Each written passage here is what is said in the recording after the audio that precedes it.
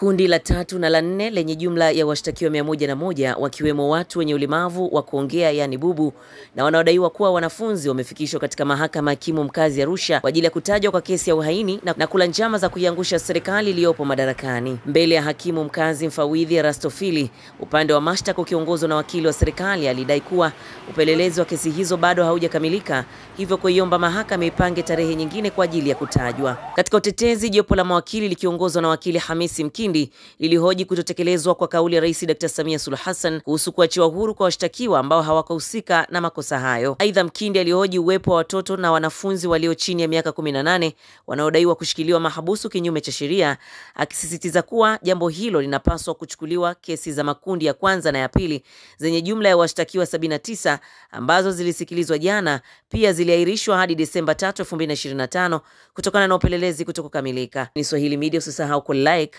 kusubscribe, kushare na kucomment. Naitwa Hamisi Mkindi. Ninafanya kazi Kituo cha Sheria na Haki za Binadamu, ofisi ya Arusha. Lakini vile vile ni mwenyekiti wa chama cha mawakili kanda ya Arusha. Tumejitolea kuwasaidia hawa vijana wote. Umeelewa? Na siko peke yangu, kuna wakili Mary Mwita, kuna Mwaimu na kuna mawakili wengine ambao mmewaona kule. Kwa hiyo tutalifanya jukumu hili mpaka pale mwisho. Tumelichukua, ni la kwetu. Kwa hiyo naomba msiwe na wasiwasi. Wale vijana wana mashtaka mawili. Shtaka la kwanza ni kupanga njama. Njama ya nini? Ni njama ya kupindua serikali. Kwa hiyo kosa la pili ni kupindua serikali. Katika lugha rahisi wanasema kosa la uhaini. Uhaini ni kuiondoa serikali iliyopo madarakani pasipo kufuata utaratibu wa kisheria. Utaratibu wa kisheria ni kupitia uchaguzi. Sasa mkitaka kuiondoa bila kufuata utaratibu wa kisheria, maana yake umekiuka sheria. Hilo ndo kosa la pili. Sasa kuna shtaka hilo la pili halina dhamana. Halina dhamana, kwa hiyo wako kule. Upelelezi unaendelea. Lakini kila mmoja alisikia maelekezo ya Mheshimiwa Rais kwamba hao watu, akimuelekeza muendesha mashtaka, mkurugenzi wa mashtaka, kwamba hao watu waachiliwe. Kwa hiyo hilo nalo linafanyiwa kazi. Linafanyiwa kazi. Kwa hiyo tutakapokuja tarehe 3 na tarehe 4 tutapata kujua wamefikia hatua gani. Sasa katika kuwatetea tumebaini mambo fulani. Jambo la kwanza, tumebaini kuna wako ambao wako chini ya miaka 18. Kwa maana ni watoto. Kwa mujibu wa sheria ya mtoto, ukiwa chini ya miaka 18 wewe ni mtoto. Na kuna taarifa pia kwamba baadhi ya hao watoto ni wanafunzi waliopaswa kuwa kwenye mitihani ya kidato cha 4, kidato. Sasa sisi tunao wengi, jumla ya watu wako 191.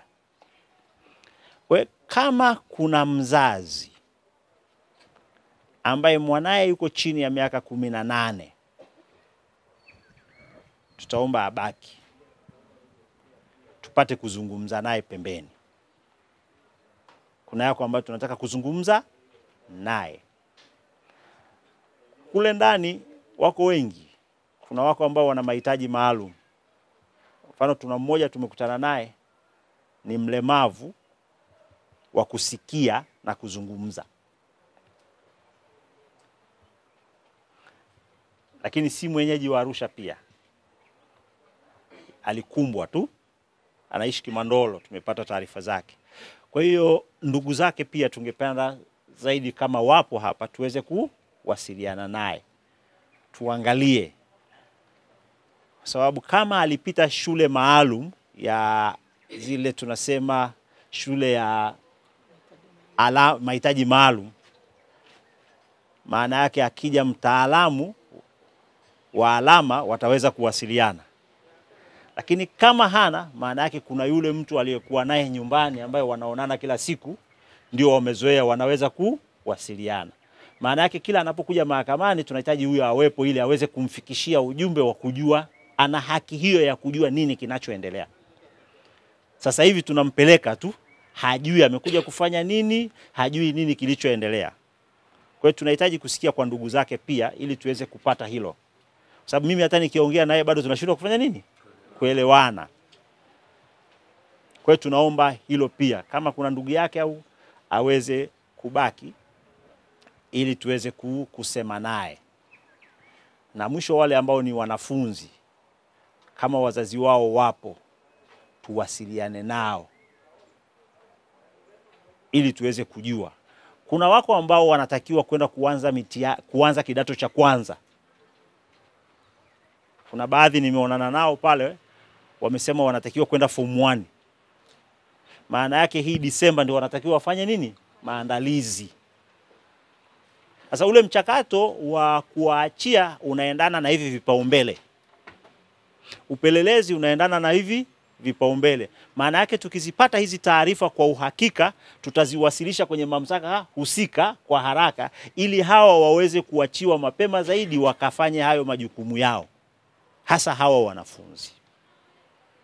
Sasa tusaidiane. Sawa sawa ndugu zangu. Tulipenda kuambiana hayo. Mimi nimemaliza. Maelekezo ya jaji swala la watoto hakimu. Maelezo ya hakimu ni kwamba ameelekeza upande wa mashtaka wakalifuatilie kuainisha wapi ni wanafunzi ili utaratibu uweze kufanyika kwa haraka. Kwa mfano, lingekuwa limewasilishwa mapema, maana yake wale ambao walikuwa wanaanza mitihani ya kidato cha 4 Jumatatu, utaratibu ungewekwa. Wangeweza kufanya mitihani kuanzia Jumatatu. Kwa hiyo hili la watoto tunalitaka hasa, ndio maana tukasema mbakie. Kwa sasa hivi ni rahisi sisi kumwangalia tukasema ni mtoto. Yeye mwenyewe anasema ni miaka 16. Uthibitisho ni nini? Ndio maana tunawahitaji wazazi tuzungumze nao, tupate uthibitisho ili tuweze kuona tunafanyaje. Kwa sababu kwa mujibu wa sheria pia hawa watoto wana mahakama yao maalum, mahakama ya watoto. Huwa hawachanganywi na watu wazima. Kwa hiyo tunahitaji ili tuweze kuanza kuwatenganisha tangu awali. Tunaelewana ndugu zangu? Kwa hiyo wakutusaidia ni ninyi.